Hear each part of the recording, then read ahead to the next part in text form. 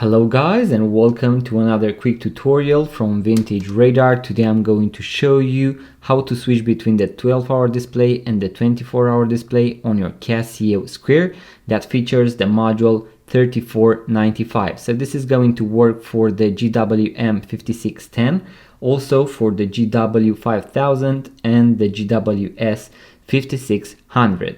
So as you can see here, I have the 24-hour display, so I have military time because I am being shown 13:45. So in case you want to see 1 p.m., 1 and a P right here, what you want to do is to press and hold the adjust button in order to switch to all the settings, in order to arrive at all the settings. The first thing is going to be selecting the home city. I'm going to press the mode button in order to toggle between the different options. I'm going to go past the setting of time and date, and the next thing, it is going to arrive at the 24-hour display.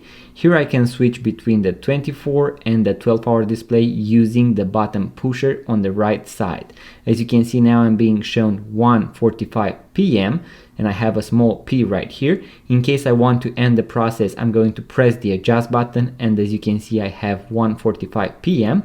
If I want to switch back to 24-hour display, I'm going to repeat the process and I'm going to make it 24 right here.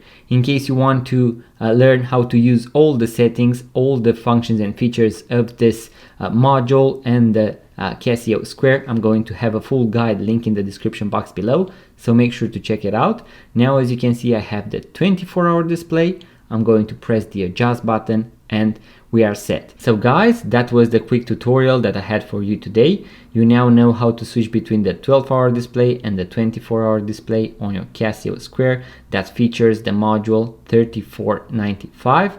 Once again, make sure to check the link in the description box below for the full guide. And if you enjoyed this video, make sure to give it a thumbs up and subscribe to this YouTube channel. Leave a comment. It really helps the channel grow. And also, if you are into vintage watches, make sure to check out our website, vintageradar.com, link in the description below.